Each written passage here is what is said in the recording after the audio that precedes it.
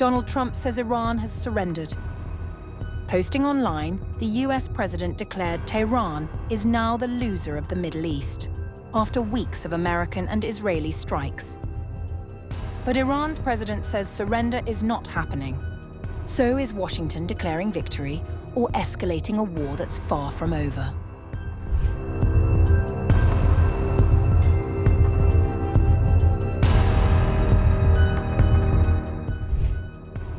The war in the Middle East has entered a new and more volatile phase. On March 7th, President Donald Trump declared that Iran had effectively surrendered to its neighbors following weeks of intense American and Israeli strikes. Iran, which is being beat to hell, has apologized and surrendered to its Middle East neighbors and promised that it will not shoot at them anymore. This promise was only made because of the relentless US and Israeli attack. They were looking to take over and rule the Middle East. It is the first time that Iran has ever lost in thousands of years to surrounding Middle Eastern countries.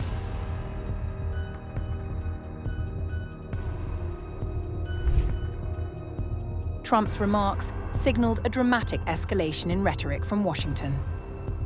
While the United States and Israel continue their coordinated military campaign targeting Iranian missile launchers, weapons factories, and military infrastructure, Tehran insists it will not capitulate.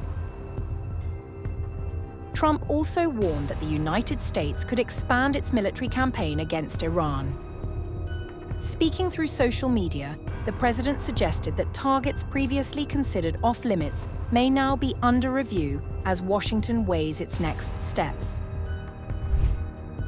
Iran is no longer the bully of the Middle East. They are instead the loser of the Middle East, and will be for many decades until they surrender, or more likely, completely collapse. Today, Iran will be hit very hard, under serious consideration for complete destruction and certain death because of Iran's bad behavior, are areas and groups of people that were not considered for targeting up until this moment in time.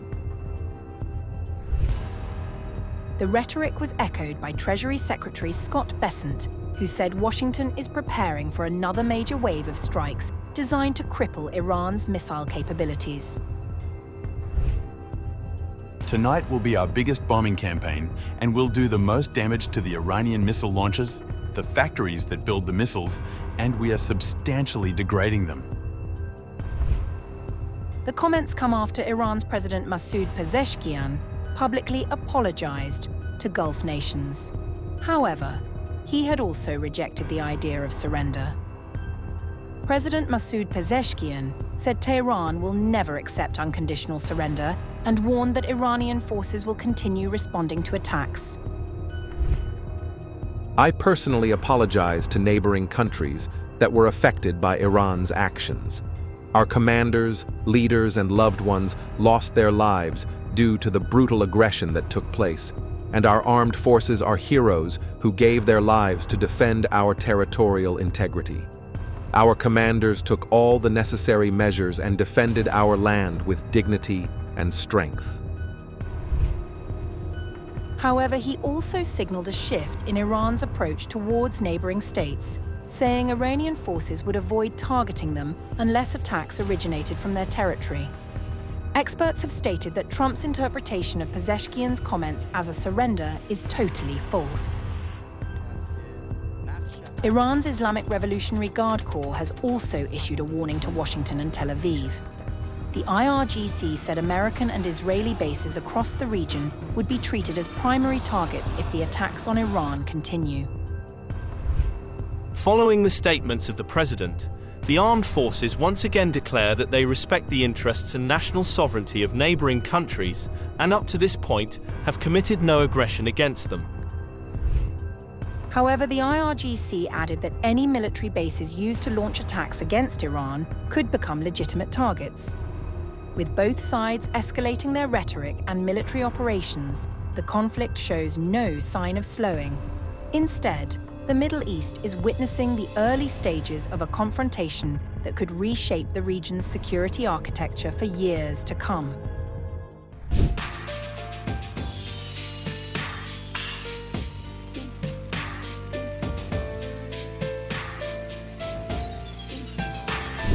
1 week into one of the most volatile military confrontations the Middle East has seen in decades, Iran's President Masoud Pezeshkian stepped in front of a camera and did something unexpected.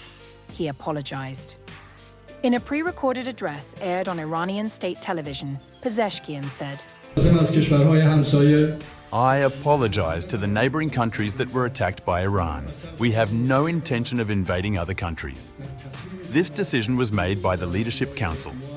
The Interim Leadership Council agreed yesterday that no more attacks will be made on neighboring countries and no missiles will be fired unless an attack on Iran originates from those countries. He didn't stop there.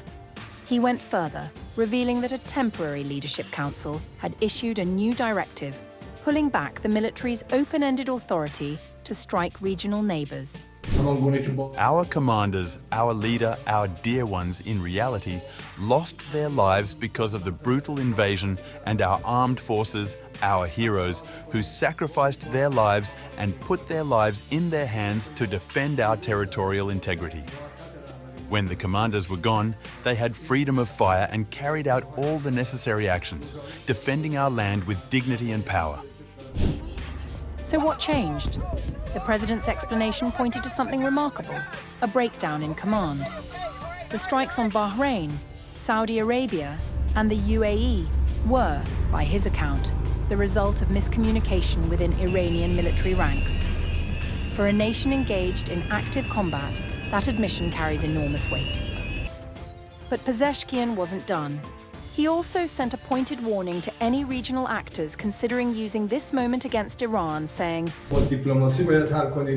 To groups in neighboring countries who may think of using this opportunity to attack our territory, I send this message.